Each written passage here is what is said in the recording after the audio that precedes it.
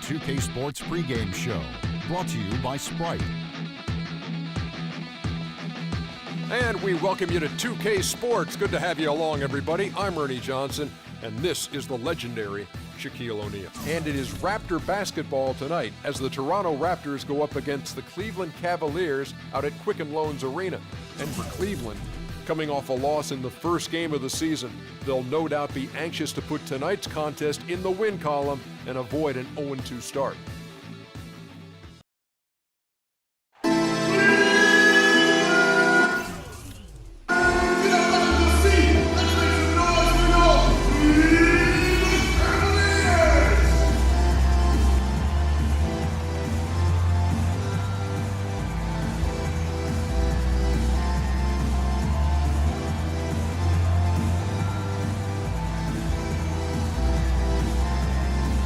Welcome, everybody. Kevin Harlan here with Clark Kellogg and Steve Kerr and the rest of our terrific 2K crew.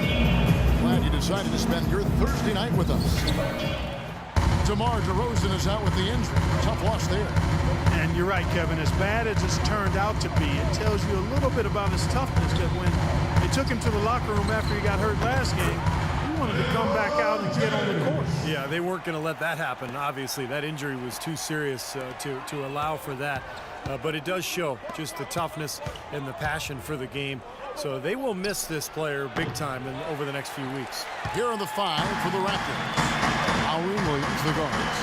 Patterson is the 4 with Valanciunas in the middle. And it's Johnson in at the small forward. He was the first one to react to that miss. Excellent anticipation on his part. A hustle play on the putback by him. He kicks to Patterson. Lowry has the open look. Lowry can't get that one to fall. For Cleveland, they've gone 2 or 3 here to start out the game. Career best performance from Kyle Lowry last season, posting best in scoring and assists. A lot of people felt like he was the player most egregiously overlooked when it came to the All-Star game. Clock at 4. Here's Irving. From deep LeBron. And it's going to be a 24-second shot clock violation. They turn it over. And Lowry, arguably the Raptors' best player last season. Despite that, Steve, he was the subject of repeated trade rumors. Well, it was such a curious situation for Toronto. On one hand, they were trying to rebuild at the beginning of the season, maybe get a top draft pick, and then all of a sudden they started playing well. In the end, no trade. Lowry becomes their best player, and then he leads them to a top 3 seed in the playoffs. So it's a strange season. And so here's Toronto. It's a 3-point game. They put up a nice win against Detroit the last time out. Well, Kevin, they constructed a perfect offensive game plan going into that game, and it was quickly apparent how powerless the defense was to stop it. Powerless is a good way to put it, Steve. We're unlikely to see that many uncontested baskets again anytime soon. Here's James after Toronto got the 3-point. Here's Love. Drops in the layup for 2. Love's got his first bucket of the night. Toronto's gone 2 of 4 from beyond the arc to start the game. Raptors moving the ball around. They now take the lead. I'm not necessarily a big fan of him shooting that shot, but they did give him the space. For Cleveland, they've gone 4 of 7 from the field, shooting over 50%. Smith outside. He's looking for LeBron and finds him. Again, James missing. Poor shooting from him this quarter. His shooting percentage nowhere near where he'd like it to be. It's going to be 2 free throws. Drew contact on the shot. Raptors surprised people in a lot of ways last season. The number one for me was just how strong they were on the road. And that's hard to do for a team like the Raptors, who had new parts injected mid-season. To come together and win the way they did on the road, boy, that's impressive. Now here's LeBron. He had a 15-point outing in their last game against Philadelphia. And defensively, he was all over the court, forcing turnovers, putting a ton of pressure on the ball. And here's Valanciunas. Pass to Johnson from deep. Mozgov grabs the board. Mozgov's got 3 rebounds now in this one. Now to illustrate how good the Raptors were on the road, Steve, last year, they finished with a 22-19 road record. And in perspective, that was the same record that the Heat had last year. And it was actually a game better than the Pacers. So the Raptors played very well on the road. Here's Patterson. Following the basket by Kyrie Irving. And Lowry gets it to go. Most any NBA player can make you pay when you leave them that wide open. That's why you have to stay alert on defense. Lowry against Irving from the stripe.